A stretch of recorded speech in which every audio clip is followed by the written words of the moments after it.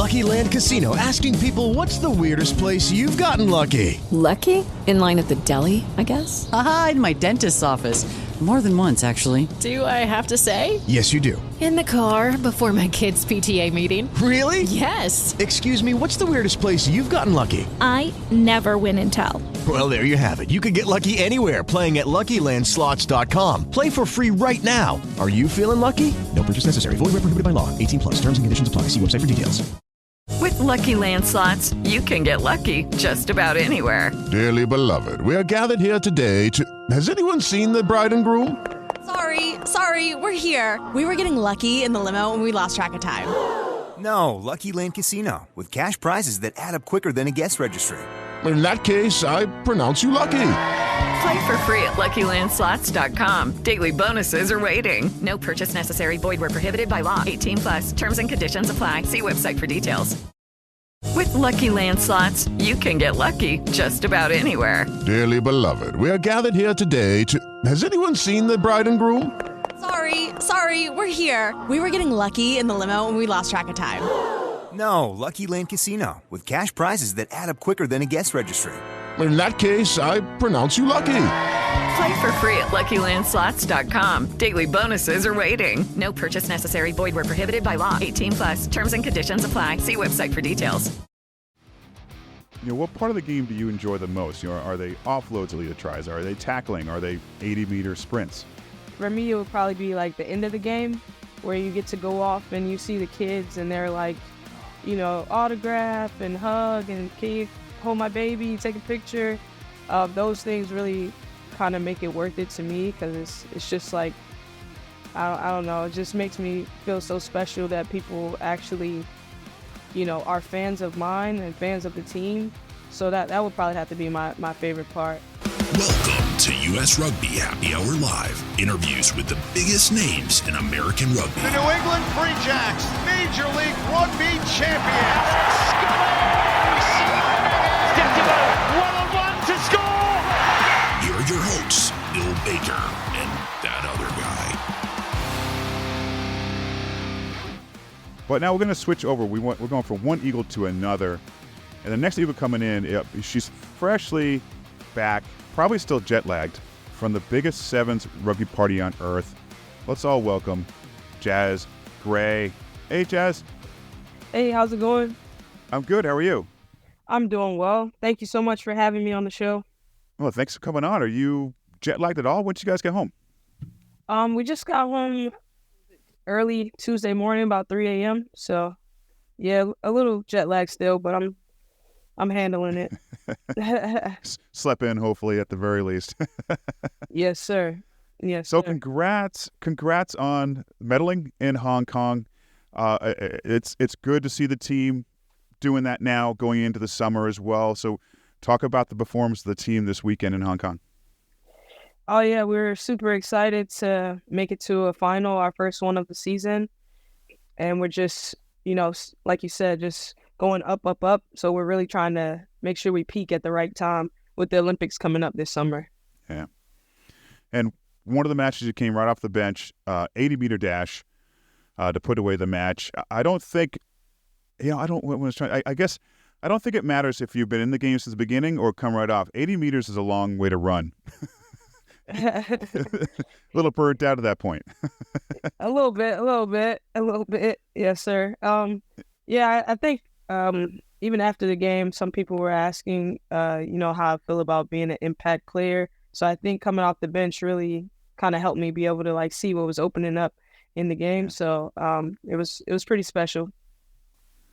Yeah, I can see that getting tough to get used to. I know as an athlete, competitor, you want to play every minute, obviously.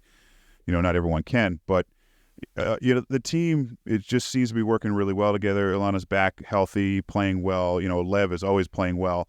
I saw a great clip of Sammy Sullivan, arms stretched out, getting into the crowd atmosphere and probably saying a few choice words I can't say right now, but is that just the general team atmosphere, or was that kind of part of Hong Kong? Because Hong Kong is just a huge party. It is. I think it's just a little bit of both. We're all competitors, but being in Hong Kong, the atmosphere was like no other. The stands were packed from like 9 a.m. to 6 p.m. or to whenever the game's in, and the crowd is just so like into the games. And a lot of the other tournaments we go to, it's kind of like a big party, and so sometimes people are not necessarily paying attention to the game. But in Hong Kong, like the stadium was just like in an uproar from 9 a.m. to whenever they ended. So I think it was a little bit of both. Now, was this your first event since Perth? Yes. Hey, and can you talk about that at all? What happened to you in Perth? So I ended up hurting my foot, got a mid-foot sprain, so I was out for Vancouver and LA, and I was able to come back for Hong Kong. I initially was not on the squad, however, but someone else got injured, so I was pulled up to go, so that was nice. But it must have been a downer a bit because it was your chance to play in front of family in Vancouver or LA. I'm assuming family would have came out if you were on those rosters to begin with. But I mean, that could have been tough. That must have been tough to take, right? It was tough. Whenever you don't make a tour, it's always tough, whether it be for just not getting selected or for injury. But we have a nice culture where we put the team first. So I knew that, like, even though I wasn't able to go, that other people would step up, and which they did, and we were able to pull out our best performance to that date. Now it's a little better, but in LA. So it was a downer, and I've always wanted to play on home soil. I haven't been able to do that in my career yet. So it was definitely a downer, but team first. Oh, exactly. Now, you've played in, I believe, 13 HSBC tournaments, lucky 13. Still young with that. Are there certain teams that are a bit of a thorn in your side, like Canada, New Zealand? I think for me personally, those teams are probably not as much a thorn in my side. I think some of the smaller teams that are like scratching at the bit would be like Japan is a very strong team, and I think they defend us very, very well. So it would probably be that team that I would say is a thorn in my side, still trying to figure out how to break down their defense on attack. And they have some lethal weapons on their attack side as well. So trying to defend them can be tough. They run the loops very well. So I think it would have to be, and that might be surprising, but it would have to be Japan I would say is a thorn in my side, and not even a bad thorn, because I love that challenge, and I know that that's just going to make me a better player, getting better with attacking and defending their team. And speaking of these stops, obviously fans can be kind of crazy and dress up in some pretty weird things. So I'm assuming you had some times where you just relax and check out, do some people watching. Have there been any crazy costumes, whatever you've seen in the crowd?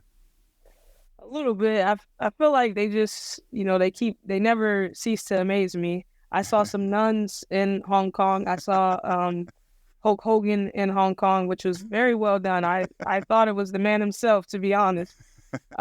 So yeah, the costumes, they just get better and better as the season goes, I think.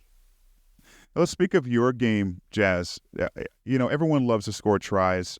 Other than scoring tries, what part of the game do you enjoy the most? Are they offloads that lead to tries? Are they tackling? Are they 80-meter sprints?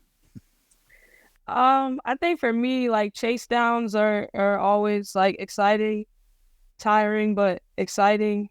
And just for me, it would probably be like the end of the game where you get to go off and you see the kids and they're like, autograph and hug and can you hold my baby, take a picture. Those things really kind of make it worth it to me, because it's just like, I don't know, it just makes me feel so special that people actually, are fans of mine and fans of the team. So that would probably have to be my favorite part. I just got goosebumps with you saying that, because I couldn't imagine, it wasn't that long ago where rugby players, at least American rugby players, that wasn't happening. Right. So you just said it. It's just such an amazing feeling to have someone want to get a picture with you or sign an autograph or that know your name. I mean, that's pretty cool. I mean, that had to give you, like, the first time you heard that, What was that feeling like? It was unreal. It was definitely very special. Even now, like I went up into the crowd to sit with my parents because they came to Hong Kong, and there were kids that came down and wanted to take pictures. And I think my dad kind of looked over at me and he was like, "You're a celebrity," and I was like, "I'm not, but I don't know." So yes, it definitely never gets old, and it's very special. Do you take a bit of responsibility? Is that the word I'm looking for? But to perform well and stay in front of these kids, and not just perform in the field, but just behavior. Not that the behavior is an issue, but I mean, what's the word I'm looking for? Be a role model for these kids. For me, I never really think of it like that. Whenever I go out on the field, it's just to, just be the best me and make my parents proud. So I always try to whatever I'm doing out there is for them and to make them proud of me. So I guess that would be my responsibility, is just making sure I'm, doing everything I can to make my parents and my family proud of me. Oh, tell me they were crying up there when you were, scoring a couple of tries this past weekend. Come on, they had to have tears in their eyes. No, I doubt it. I doubt it. I'm sure they were happy for me, but I don't know about the tears. Maybe the first time. Maybe the first tournament you were playing. Maybe. So, Emily Bidwell, what's been her conversation with the team? I guess coming into now, I know you weren't in the last few stops, but I guess with this stop, as she said, is she saying anything about the Olympics, or is it just concentrating right now on the HSBC? Yeah, I think her biggest message to us is just to be in the present moment and know that we're building brick by brick. That's been kind of our slogan going on this season. And we can't just skip to, July. We have to build it brick by brick. And I think that's what we've been doing. In all of our meetings, we've had this trajectory, and we know that there's been dips, there's been highs, there's been lows. But like I said, we're just trying to make sure we peak at the right time. And then speaking of the Olympics, I know everyone still is working hard to hopefully get a spot on the Olympic roster. Have you given that much of a thought, if you're given that chance, what that would be like? I can't say that I don't think about it, but I definitely think about it, at least once or twice a day. It's something that I'm striving for and something that I want. But again, I know I have to do the work beforehand. So just making sure I'm staying in the present and putting in the work every day, because we can't just skip to July. Like I said, we have to do everything. Everything's a process. So just making sure I'm also just going brick by brick with my own personal journey. So that's really what I'm trying to stay focused on. But I do have those thoughts every day, because that's what I'm here for. So I think about it a lot, but just trying to stay in the present and make sure that I'm doing everything within myself to put myself in the best position to be on that list. So let's go back a bit, Jaz. How did you get into rugby? Because I think I read you were a 4-year college basketball player. How'd you get into rugby? So I was, after college, I majored in exercise science, and I was a personal trainer. And from there, one of my clients asked me to come out to 15's rugby team or club team. And I didn't go at first. And then I was asked again, and I finally went out. And we were able to make it to the nationals for clubs teams that year. And then USA Rugby reached out to me to bring me to a 15's camp. And I went to a 15's camp, came back, nothing really came of it that I thought. And then Emily reached out to me after and invited me to go play sevens in a couple tournaments. That was my first time ever playing sevens. And then after that, they asked me to come out to a sevens camp. That was in January of 2019. I went out to the camp, and Brownie was the coach at the time, or Chris Brown. And after the camp, he pulled me to the side, and he was like, "Hey, what do you do for a living?" And I was like, "Oh, well, I'm a personal trainer in North Carolina." And he was like, "Well, you think you could do that here? Because I want you to come train full time in California." And at the time, I thought he was I didn't know how serious he was. I was just like, okay. And he was like, we'll reach out to you and get more info to you. So I just flew back home and didn't really think anything of it. I was like, oh, he's probably just talking. And sure enough, like a week later, they sent me an email and some flight information. And then a couple weeks after that, I was moving out to California to train full time. Wow. So hold on, let's back up a second. You're from North Carolina. Are you a South Carolina fan, basketball? I am. I'm a Dawn Staley fan for sure. Yeah. She's incredible. So yeah, we were actually watching the games while we were over in Hong Kong. We were like waking up early to see it. So it was pretty special. Yeah, they played great, and I've met her a couple of times. I used to cover the women's Final Four, and okay, she's awesome. Yeah. Cool. Yeah, it's great. Her and Gino in the same room at one point was kind of funny, but because she'll just speak her mind. Just all right, back to rugby. What are your goals? We talked about the Olympics. What are your goals in rugby other than the Olympics? Are there plans after that? I don't really have any like necessarily tangible goals. I think for me it's just about making my family proud and just being a good teammate. So those are the things that I'm like still working towards and still trying to perfect. I love my teammates, and that's really what I go to work every day trying to do, is just be a good teammate. And so I would think those two things are like my biggest goals with rugby. And of course the Olympics would be great. 2 Olympics would be great. I would play rugby for as long as I can, or as long as my body will allow me. But yeah, I think those 2 things are just big on my goal list. So one of your goals isn't to do a lot of TikTok videos like Alana does. No, that's not one of my goals. I do like doing them, but that's not one of my goals. What about 15s? Any thought about going back to 15s? I have not thought about it. When I watch 15s games, I just reflect back to the times when I played 15s, and I'm just like, I don't know how I did that. They're on their feet for 80 minutes. I don't know how this is. Yeah, I don't know how. So I don't think that will be in my future, but I'm not writing it off for sure. Now, training in basketball, college basketball, there's a lot of cardio, a lot of weight training, everything else. Is that pale in comparison pretty much to rugby sevens training? Is this like a whole other level? It is definitely a whole another level for sure. I think that this is, and I'm 31 years old, but this is probably the fittest I've been in my life. Basketball I thought was hard at the time, but training for sevens is definitely much harder. And we asked our first half guest, Greg Peterson, kind of what the week looked like for him as far as training and recovery. What does that week look like for you? So on Mondays we have our speed training. So we'll go in, we'll have speed training first.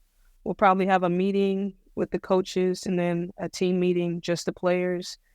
Well, we don't weightlift on Monday, but then we'll have another session that's just like, rugby things, whatever we need to tighten up. But it'll be like kind of light. It's just like getting us into the week. Tuesday is like a very heavy day, so we'll have like our tackle bits in the morning. We'll have weightlifting. We'll probably go to lunch, then come back, have a meeting to say what we're going to focus on for the session. And then we have our big session, normally about an hour and a half. After that, we do recovery. You can sauna, ice bath, stretch, bike, whatever you feel like you need to recover. Wednesdays is also a recovery day. So sometimes we'll have like meetings, but mostly it's just used to recover. Some days we have to go into the center to like do meetings, or sometimes it can be remote. And it's really, but Wednesdays are mainly just focused on recovery. On Thursdays, we have speed in the morning. We'll have a meeting, lunch, and then we'll have our big training session in the evening. And then again, you do all your recovery at the end of the day. So Normatec, sauna, ice bath, hot tub, whatever your vice is for recovery. But recovery is mandatory, and you have to do 20 minutes of it at least a day. But most people end up doing like an hour of recovery, just, depending on what they need. And then on Fridays is another heavy day. So we'll have like our tackling bits in the morning, a meeting, lunch, and then we'll have our big session in the evening. And then we might finish the week off with like some lineouts or scrum technical things. And then again, you just have your recovery at the end of the day for at least 20 minutes. And then the weekends, you have the weekends to yourself, Saturday and Sunday. And you're not doing any of that, are you? Yeah, I mean, most of the time on the weekends, you're sore from the week. So you're just like sitting around, still doing recovery. You might go get a coffee, maybe ride your bike or something light. All right, a couple more things for you. There's one comment from a listener. I'm not sure what the name of this person is, but they ask, has Jaz always been a winger? I have always been a winger. I would like to play other positions. I haven't gotten a chance to just yet, but hopefully maybe if my career continues, then I'll be able to play some other positions. Maybe 9, hooker, or center would be nice. Yeah. All right. And lastly, speaking of other players on this team right now, or the players you've played with since you've been with the USA side, any particular players that, I don't know, you've kind of leaned to more as maybe a bit of a mentorship for you, or, someone you just kind of follow the lead of and trying to learn the most from? 100%. I have 2 players that come to my mind. That would be Nicole and Naya. Nicole is like one of the fittest people on our team. Her mental is just so strong. Like she can really like do anything.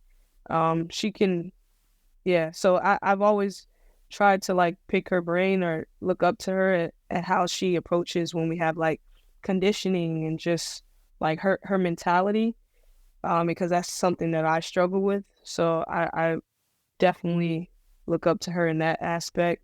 Naya, me and her have become great friends, and we play the same position, so we're always like going head to head with each other.